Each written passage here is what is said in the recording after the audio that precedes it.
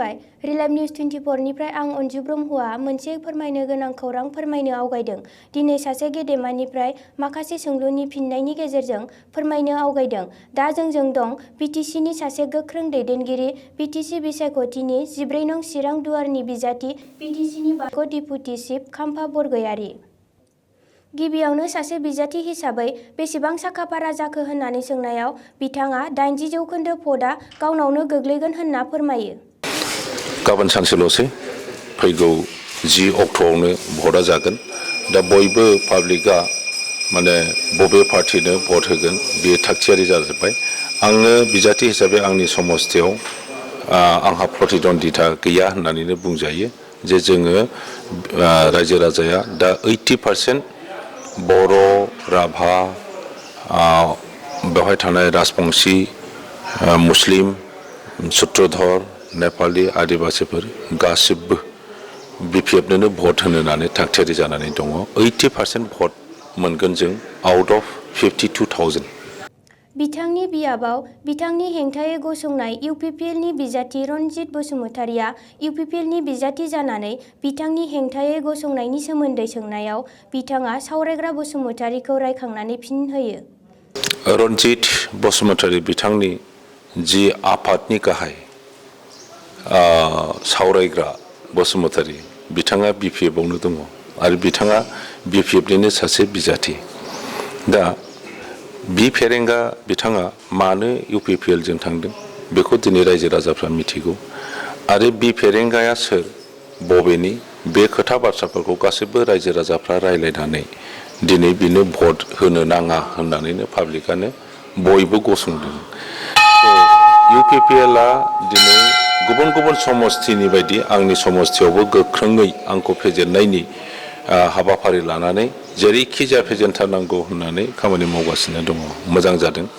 माखासे माने रायजो राजाफोरनो बिथांमोनहा राजनैतिक मा होनना बुंनांगौ बेखौ एवारनेस लाबोदों। दा खोथाया जाहैबाय जे इउपिपिएलनि जि मावनो नागिरनाय बिथांमोननि जे एजेन्डा, बे एजेन्डायाव गुबुन गुबुन जाथि गस्थिनि जातीय समस्या समाधान खालायनायनि जेबो नुनो मोनाखै। बेखायनो गुबुन हारिफ्रा इउपिपिएलनो भट होआ होननानै बुंदों।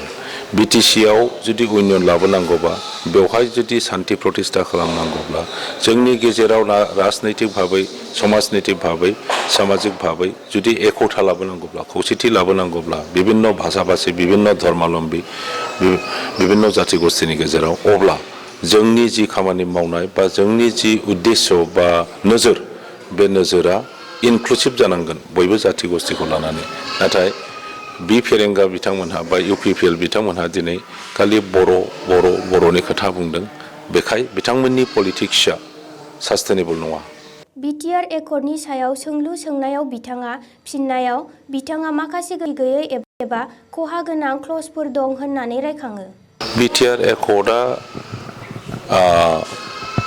जेबो गैया बायदिसिना जोंनिफ्राय निश्चय बेबायदि बुङाखै। जोङो बुंदों जे बे बिटिआर एकर्डआव माखासे माने क्लज सोनानै लाबोदों। जाय क्लजफ्रा इमप्लिमेन्ट जुदि जायोब्ला अब्ला जोंनि थाखानाय बिटिसिआ गोबांथार खहा जागोन आरो बेखौ आखरे आखर जुदि इमप्लिमेन्ट खालामनांगौ अब्ला जोंनि गेजेराव जाति गस्थिनि गेजेरावहाय दाङा बाजि जागोन।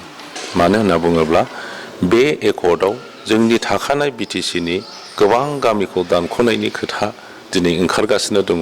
जि कमिसन दादों बे कमिसना दिनै 1000सेनिबो बांसिन थाखानाय गामिफोरखौ दानख'नायनि खोथा रायलायदों आरो दिनै बयबो गुबुन हारिफ्रा सावरायसोलायदों जे 7.2 क्लज नाम्बार बेवहाय माने ट्राइबेल बेल्ट एन्ड ब्लकआव थानाय अना ट्राइबेलफोरखौ कास्टलेण्ड बा भिजिआर बा सर एलेकानिफ्राय माने उच्चेद वार्डखौ बुङाखै, नाथाय बे सरकारि हाफोरखौ अकुपेसननिफ्राय क्लियार खालामनाय जागोन। दिनै बयबो न' लुनानै रायजो जागासिनो दं बेसेबांबा गोबाव। दा बिथांमोनखौ उच्चेद खालामब्लासो ना बेखौ क्लियार खालामनो हागोन। दा बे खोथा बाथ्राफोरखौ गुबुन हारिफ्रा गासैबो बुजिजोब्बाय, मिन्थिजोब्बाय।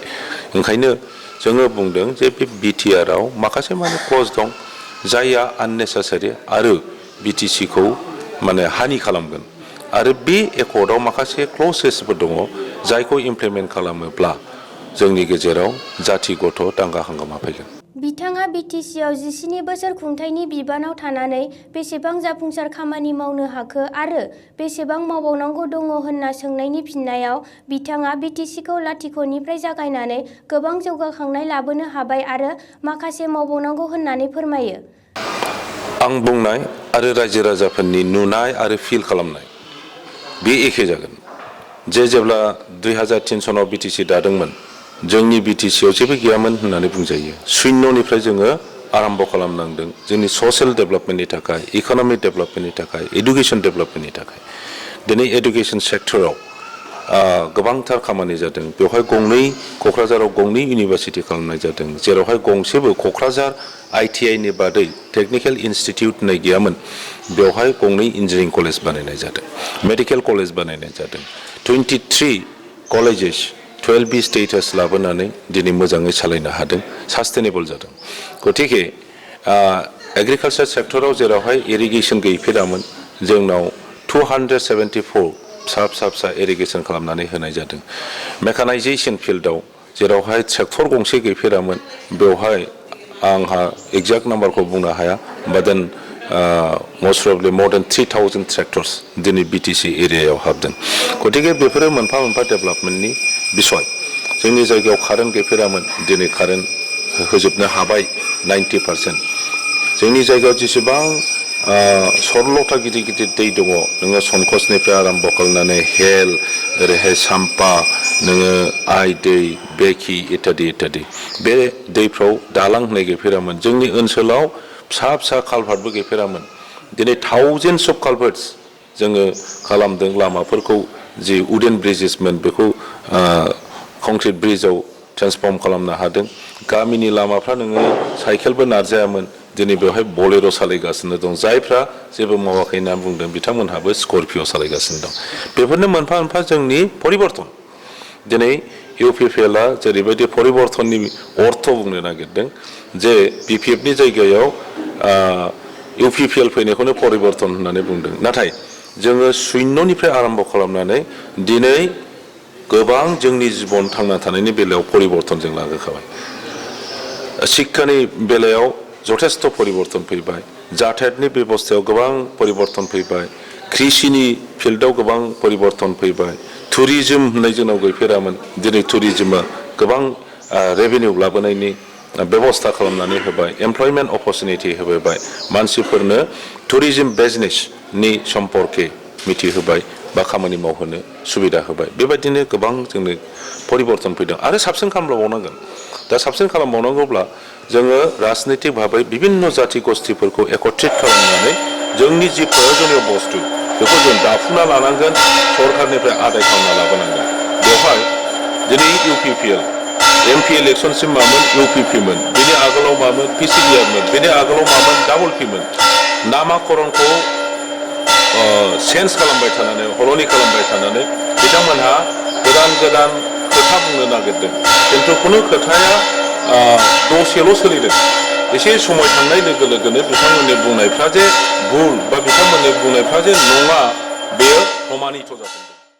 BPFखौ आलादा रायजो बड'लेण्डनि हेंथा होग्रा होननायनि खेंफोरथियाव BTR एकर्डनि सायाव नोजोर होनानै एबसुनि दैदेनगिरि आरो दानि UPPLनि मानसिफोरखौ थगायसुला बुङो। हाग्रामा महिलारिखौ बा BPF दलखौ मेइनलि जाहा चिफ हाग्रामा महिलारिखौ बुंदोंमोन कि बिथाङा बड'लेण्ड दाबिखौ गारबाय, बियो बड'लेण्ड दाबिनि उल्था खालामदों होननानै जोलैनि हांगार होननानै बिथांखौ सायबस्त' खालामदोंमोन दुलाराय बर' फरायसा आफाद आरो बै समनि दानि UPPLनि मानसिफ्रा। नाथाय बिथांमोनहा दिनैहाय जि BTR सुक्ति खालामदों बेथ' बड'लेण्ड नङा।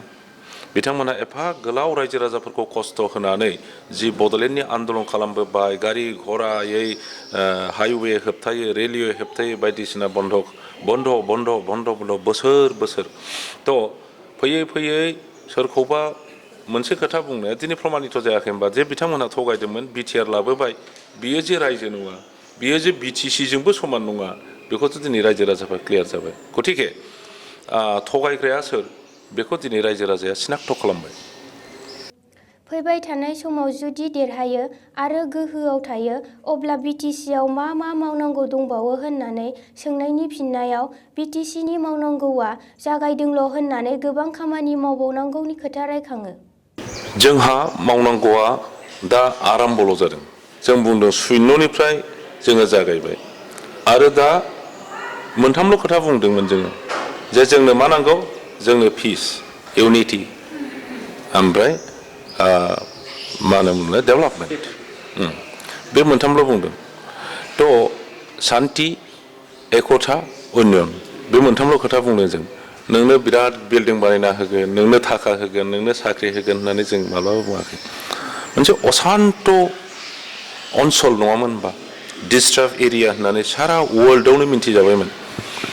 दा बेखौ जोङो 15 years बिपिएफ दल दानानै बिभिन्न जाति गस्थिनि मुरब्बीफोर, गियानि मानसिफोर, शिक्षित मानसिफोर बिथांमोनखौ लाजोबनानै जों इनक्लुसिभ आइडिया क्रिएट खालामनानै बिपिएफ दल बानायबाय। 15 yearsआव बे जायफ्रा गन्डगोल खालायग्रा बेबायदि डिस्ट्राक्टिभ फर्सेसजों जोङो फाइट खालामबाय। थ' फैयै फैनानै दिनै 15 बोसोरनि उनाव दिनैनि दिनखौ जों मोनबाय। दिनैनि दिना मा? बयबो बुजिदों जे दिनै शान्ति फैबाय। गतिके दिनैनिफ्राय गोदान सरकार फैगोन जोंहा आरो दिनैनिफ्राय जोङो जि आगोलाव जि खामानि मावदोंमोन बेनिफ्राय बांसिन उन्नत धरननि खामानि मावनायनि सफिस्टिकेटेड पलिसि, सफिस्टिकेटेड आइडिया लानानै खामानि मावनायनि जोङो सुबिदा मोनबाय। गतिके फैगौ बोथोराव जोङो सेक्टर वाइज साबसिन खामानि मावलांनो हागोन। दासिमबो जोंहा उदालगुरि, बाक्सा, चिरां बे डिस्ट्रिक्टफ्राव टेक्निकेल इन्स्टिटिउट खालामनांगौनि गोबां प्रयोजन दङ। Technical, non technical, any institute, environment based institute, construction based institute, water based institute इत्यादि गोबां जोंहा बेखौ नांगोन। जोंनि गथ' गथायफोरनो नलेज, इनफरमेसन बेखौ जोङो होथारलांनांगोन। मानोना फैगौ बोथोरा दस्रा, बिसोरो सास्टेइन खालामनोब्ला नलेज आरो इनफरमेसना बिसोरनो नांथारगोन। जोंहा दै लोंग्रानि दासिमबो प्रब्लेम दं। ड्रिंकिं वाटारनि भारत सरकारा दिनै गोदान मोनसे पलिसि लादों, मोनसे प्रजेक्ट लादों जे दै लोंनायनि, मोजां दै लोंनायनि बयबो मोननांगौ। थ' बिनि आधाराव जोङो मोजाङै खामानि मावलांनो जों सेस्था खालामगोन। लामाफोरखौ जोङो मोजांसिन खालामनो थाखाय जोङो सेस्था खालामगोन। जेसेबां दलंनि दासिमबो प्रब्लेम दं जों बेखौ उइदिन सार्टेन इयार्स कमप्लिट खालामनो थाखाय जों सेस्था खालामगोन। एनभायरनमेन्टआ दिनैहाय सानसेनि उनाव सानसे जोबस्रांलांगासिनो दं। बे एनभायरनमेन्टखौ इनटेक्ट दोननो थाखाय बा बेखौ बेटार खालामनो थाखाय, साबसिन खालामनो थाखाय जोङो जथेस्थ' खामानि मावनांगोन। बेनि बादै एडुकेसन सेक्टराव जोङो बांसिन प्रायरिटि होगोन, हेल्थ सेक्टराव बांसिन प्रायरिटि होगोन। खारन एडुकेसन गैयिनि थाखायनो दिनैसिमबो जोंनि मानसिफोरनाव हेल्थ कनसियासनेस गैया आरो बेनि थाखाय केन्सारनिफ्राय आरम्भ खालामनानै बिभिन्न बेमार आजारजों जोंनि मानसिफोरा भुगिनानै दङ। बेखाय हस्पिटाल नांगोन। दा जोङो मोनसे हस्पिटाल बानायोब्लाबो जोंहा डक्टर गैया। मानो डक्टर गैया? दिनैनि डक्टरफ्रा, गुवाहाटीनि डक्टरफ्रा बिसोरो मर एडभान्स जायगायाव खामानि मावनो लुबैयो। कलकातायाव, दिल्लीयाव, मुम्बाइआव। एक्जेक्टलि केलकाता बा मुम्बाइनि डक्टरफ्राबो, दिल्लीनि डक्टरफ्राबो बिसोरो लन्डनाव खामानि मावनो लुबैयो। लन्डननि डक्टरफ्राबो निउयर्कआव थानो लुबैयो। दा बेबायदि ओंखायनो जोंनो जुदि गावनो हानो जुदि इन्स्टिटिउट थायाब्ला डक्टर, नार्सेस बानायनायनि जोङो नांगौसिबां डक्टर, नार्स मोननाय नङा। ओंखायनो जों दिनै फाउन्डेसनखौ खालामबाय। बिटिसिआव, क'क्राझाराव मेडिकेल कलेज गायसनबाय। आफ्टार 5 or 6 years जोङो जोंनि फिसाफोरखौनो डक्टर हिसाबै मोनगोन। ग्राम्य ओनसोलाव, गामि ओनसोलाव जि साब सेन्टार दङ, हस्पिटाल दं, अब्लासो जों बिसोरनि दारैहाय बेवहाय सार्भिस मोनगोन।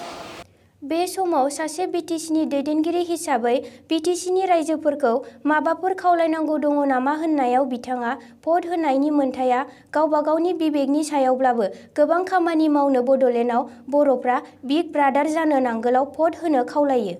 फैगौ 10 तारिखआव इलेक्सना फैगासिनो दङ। बयहाबो अधिकार दङ, गणतान्त्रिक अधिकार। भटखौ बहा होयो बियो व्यक्ति अधिकारनि सायाव जाहैबाय, व्यक्ति बिबेकनि सायाव जाहैबाय। थेवब्लाबो आं खावलायनो लुबैयो बिटिसिनि साफ्रोमबो रायजो राजाफोरखौ मैया उदालगुरि आरो बाक्सायाव अलरेडि भटआ जानानै थांबाय। बेवहाय 50% एन्ड मर जोंनि भटार्सफ्रा BPFनो भट होनायनि दासिम मेसेज आरो इनफरमेशन जोङो मोननो हादों। आरो बे मोननै डिस्ट्रिक्टआव टटेल जोङो 15 सिट मोननायनि दिनै एग्जिट पला फोरमायदों। बे एग्जिट पला जों बुंनाय नङा, बिभिन्न एजेन्सफोर मेडियाफ्रा बे खोथाखौ बुंदों। दा 10 तारिखआव आङो क'क्राझार आरो चिरांनि रायजो राजाफोरखौ खावलायो, जोंहा गोलाव लामा थांनांगौ दङ, गोबां खामानि मावबावनांगौ दङ।